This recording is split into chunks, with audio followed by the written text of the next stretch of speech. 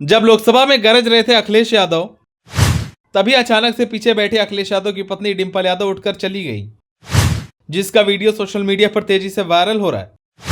आखिर क्यों अखिलेश यादव का डिंपल यादव ने नहीं सुना भाषण, क्यों कुर्सी छोड़कर सदन से चली गई, चलिए आपको बताते हैं। इन दिनों लोकसभा में सदन सत्र चल रहा है। सदन सत्र के दौरान खूब हंगामा देखने को मिल रहा है। वहीं इसी बीच डिंपल यादव का एक वीडियो सोशल मीडिया पर तेजी से वायरल हो रहा है। आपको बता दें कि सदन में अखिलेश यादव के पीछे डिंपल यादव बैठती हैं, लेकिन जब सदन सत्र के दौरान अखिलेश यादव ने भाषण देना शुरू किया, तब उसी दौरान पीछे बैठी डिंपल यादव उठ गई, जिसका वीडियो सोशल मीडिया पर तेजी से वायरल हो रहा है। आपको बता दें कि लोकसभा में अखिलेश यादव के बोलने के दौरान डिंपल यादव को हेडफोन से सुनने में दिक्कत हो रही थी। 1 से 2 बार उन्होंने कोशिश की, पर जब अखिलेश यादव जो बोल रहे थे हेडफोन पर साफ साफ सुनाई नहीं दे रहा था, तब डिंपल यादव पीछे से उठकर चली गई।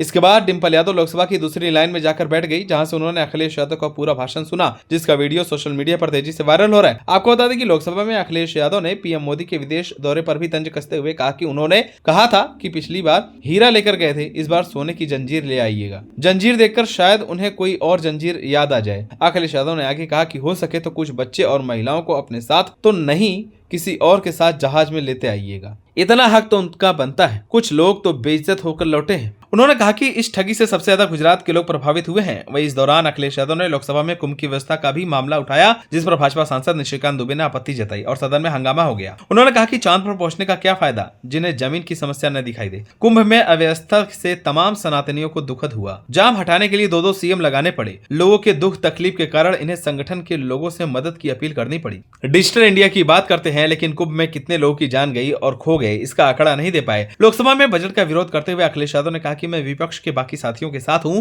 उन्होंने कहा कि ये बजट टारगेटेड बजट है, ये बजट फोकस्ड है, ये बजट उन लोगों के लिए है जो बहुत संभल हैं, बड़े लोग हैं और उद्योगपति हैं, उनके लिए बजट बना हुआ है। जो बात कही जा रही है बजट भारत को विकसित राष्ट्र बनाने के लिए, मुझे इसमें कोई रोड मैप नहीं दिखाई दे रहा है। इसलिए जैसे ही बजट आया हम लोगों ने वो तस्वीर देखी जिनमें दिखा रहा है कि हाथों में हथकड़ी और पैरों में बेड़ियां। 10 बजट इसके लिए ही बनाए गए थे। जब 11वां आएगा तो पूरा देश और दुनिया के लोग देखेंगे। हथकड़ी और बेड़ियां लगाकर भारत लौटाए गए लोगों को भी देखा जाएगा। लोकसभा में जब अखिलेश यादव बोल रहे थे तो उनके पीछे डिंपल यादव बैठी थी, फिर अचानक से वह पीछे से उठकर निकल गई। अखिलेश यादव ने बजट पर चर्चा के दौरान लोकसभा में सरकार को जीडीपी से लेकर महंगाई, बेरोजगारी और जीएसटी के मुद्दे पर जमकर घेरा। उन्होंने रुपए की गिनती, कीमतों का मुद्दा भी उठाया और नोटबंदी के मुद्दे पर भी कटघरे में खड़ा किया। सपा प्रमुख अखिलेश यादव ने सदन में नोटबंदी के समय एक वाकया सुनाकर भी सरकार पर तंज कसा।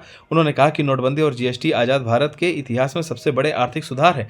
ये सुधार नहीं विकार है। अखिलेश यादव ने कहा कि नोटबंदी के समय एक मां लाइन में लगी थी। मां उसने एक बच्चे को जन्म दिया था जिसका नाम हम लोगों ने खजांची रखा है। उन्होंने कहा कि वह बच्चा अब बड़ा हो गया है, साइकिल भी चला लेता है। मैं तो कहना चाहूंगा कि आप यानी कि सरकार उसे गोद ले ले, उसके बाद आप उसका नाम भी अपने हिसाब से रख सकेंगे। अखिलेश यादव ने कहा कि व्यापारियों को जीएसटी से लगातार उलझाया जा रहा है। जब तक जीएसटी को व्यापारी समझ पाते ये तरीका बदल देते हैं। अखिलेश यादव ने सभी कृषि उपकरणों पर 0 जीएसटी की मांग करते हुए कहा कि मैन्युफैक्चरिंग सेक्टर को बढ़ावा देने के लिए कई योजनाएं आई हैं। भंडारण को लेकर भी रोड मैप होना चाहिए। अखिलेश यादव ने कहा कि कैसी अर्थव्यवस्था है जिसे तीसरे नंबर पर पहुंचा रहे हैं, लेकिन नौकरी रोजगार नहीं है। नेशनल मैन्युफैक्चरिंग मिशन है। जब तक निवेश का वातावरण नहीं सुधरेगा ये नहीं हो सकता। उन्होंने कहा कि इन्होंने यानी सरकार ने एमएसएमई को विकास का दूसरा इंजन बताया गया। सही भी है, लेकिन इसके लिए कोई व्यवस्था नहीं है।